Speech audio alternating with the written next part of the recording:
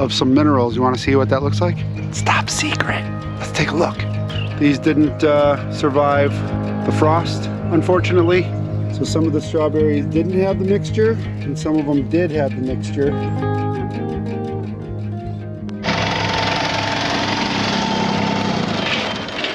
There we go, that's better. All right, so what we did is we took the tractor and we dug out a little scoop and put it in a row.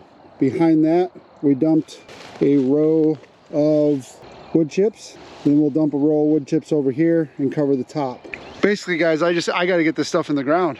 We got watermelon, we got just, oh my gosh, there's so much stuff that has to get planted, but the oregano has to go in.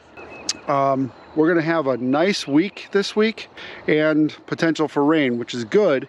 You know, we let some of this stuff dry out, but eventually we get the whole field planted, and we got to figure out, I was gonna put long-term crops on the south field because it's further away from the building, and then short-term and crops that we would use every week would be on the north field because that's where it's closer to the building. We try to minimize steps to minimize work and maximize efficiency. Let's get started.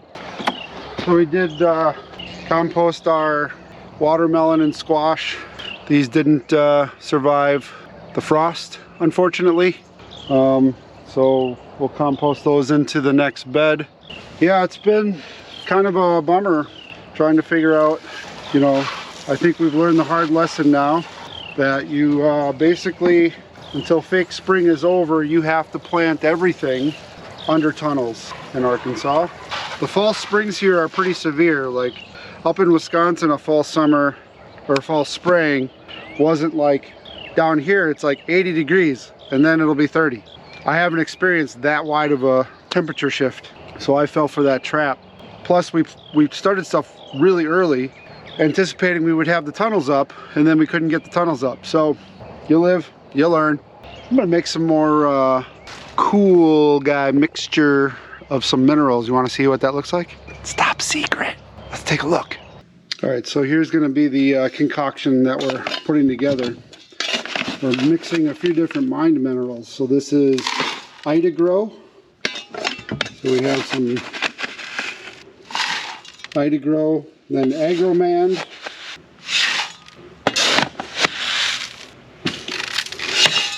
Lenardite. There is a little bit of gypsum too. I don't necessarily need a lot of gypsum in this mixture, but really trying to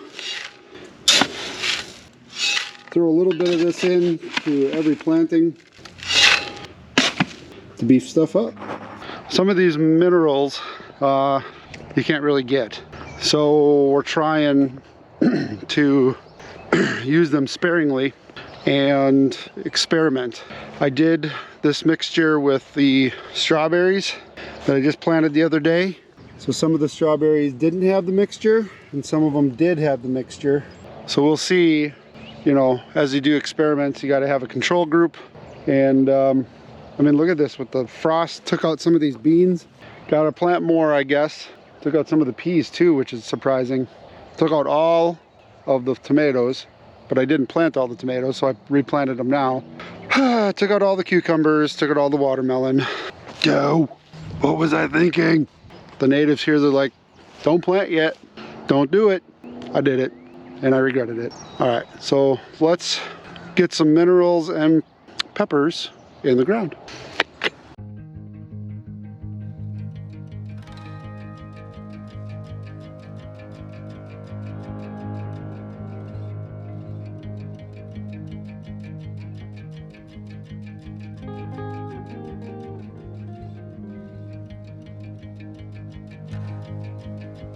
All right, so we're progressing on with planting the peppers. It's a long process of preparing the bed, getting things ready, amending the soil, watering, covering, watering. But once that's in, and then there's the other side will be full of the wood chips, which will be the walkways, that'll hold so much moisture into the bank that we will have to use considerably less water. That's the idea.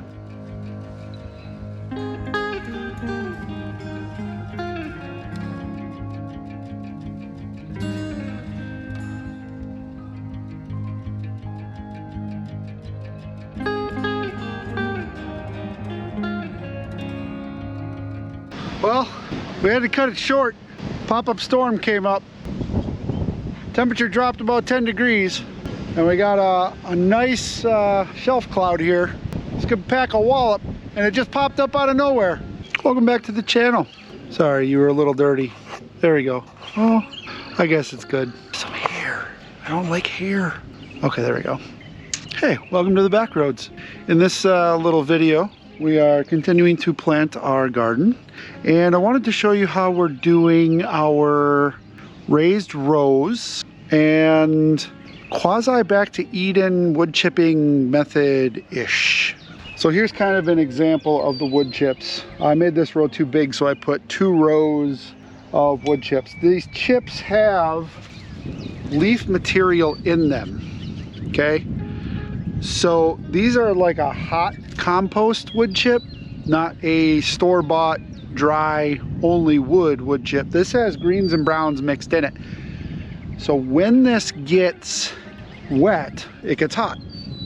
So what that's doing is the rows that we have set up for growing the plants, these soil rows are getting warm from the thermal energy being released as the material breaks down in our hot chips. I'm gonna call them hot chips. That's kind of cool. Okay, so the hot chips are between the soil, which we amend as we plant it. And then as the wood chip hot chips break down, eventually these rows that we're using for weed suppression and walking on to harvest, you know, the first rows, these are going to be the actual rows in the next year or two as they break down into rich dark soil. And then we'll reverse it or something, or just till it all under and make traditional gardens like everybody else. So we're trying to inject a lot of minerals, organic matter, you know, biology into the soil. We're trying to bring that dirt that is not as vibrant and doesn't have, it's got minerals and nutrients in it. The soil test came back. It grows stuff. Now these wood chips also hold a lot of moisture. So in the Arkansas heat in the dead of summer, where you might get 6 weeks where you don't get any rain and it'll be 90 degrees during the day, having 1 to 2 feet of biomass holding that moisture should drastically improve our water retention, as well as drastically reduce the amount of water we're going to need to put into the rows with our drip irrigation. So the wood chips are providing a lot of experiment this year because we have an abundance of them this year. So we're going to use them in every way possible. Weed suppression, moisture retention, adding biodiversity to the soil, taking this garden and rocking it, you know, where, you know, in the next 5 years, this will be completely black earth at that point. And it will grow anything we want it to grow. And then we could put the rows in and tunnels in, and I like, oh, up here, I got it. It looks so cool in my head. It's just gonna take a while to make that materialize. So I just wanted to give you a little heads up. Like, I'll do some time lapse, I guess, building rows. I haven't really been recording this because there's nothing different. It's just a lot of meticulous work of planting, moving soil, tilling it up, mounding it up, doing lots and lots and lots of loads of the chips. Our bucket is small. Our tractor is small. This is where, if we had a big bucket, this would take way less time. But, you know, we have a tractor. It works. The small bucket's nice because you can actually really fine tune where you place stuff. You can't, you know, if I had like a 2-yard bucket, if I accidentally poured it, I could just totally make a lot of work for myself, because then I'd have to hand rake everything. This is almost set up where very little hand raking is going to be needed. It's just a lot more trips, a lot more fuel, a lot more time. And time is really the real big kicker right now. We're in the beginning of May, and if I don't get this stuff planted now, it's not super big deal, I guess, because we can make our own hoops and we can put in the tunnels. So in Arkansas, in zone 7A, we have some options. Like I could grow, once the tunnels are in, okay, maybe we're gonna have a late harvest on some of this. We're gonna have a late planting on some of this. That's okay. You know, it's important to set this up right and make this like the permanent solution as opposed to halfway doing it right and then not having the soil being built over time. Once we put the tunnels in, we can grow into the winter months. And if we do the tunnels right, we can grow year round. So there's only like 2 or 3 weeks where it's gonna be in the zeros down here. And that will be the hardest part for the tunnels, depending on what we're growing. But we're gonna be growing cold weather crops anyway, so I don't think it's gonna matter. As long as it doesn't freeze in the tunnel, you're okay. Okay? Okay, that's a plan. Break! On the north field, got more onions in, got some garlic that needs to go in. Still building the next set of raised beds. The beans are coming along really nice. The peas are coming along nice. Cabbage, marigolds, sunchokes. I got some trees that we're transplanting. Turmeric, zucchini, cucumber. Bleh. You know, all the things that we can freeze dry and save for permanent food storage. You know, why are we building a garden this big? Well, in 2024, we don't know what's gonna happen. I mean, there's a lot of scenarios playing through my head of what's gonna happen. And the one I'm trying to plan for is if we have a community and we can band together, if we have food, we have time. If we have food, we have options. So the community that we're building, without getting too detailed, it's weird because it's like, oh, okay, what do your kids like to eat? What's your favorite foods? Like, do you eat something more than once a week? And you ask those questions because it kind of helps you guide what you're planting, you know? And there's just a lot of things that we're trying to grow here, like the goji berries and the tea leaves. We're gonna do a lot of basil. We're doing oregano and cilantro and things that, you know, garnishes and things we can put for sauces. We got lots of tomatoes and, you know, just a lot of different things for canning, long-term food preservation, and a lot of things that people would eat or consume on a daily or weekly basis. So not only for ourselves, but for those who we are in community with, that we are in fellowship with.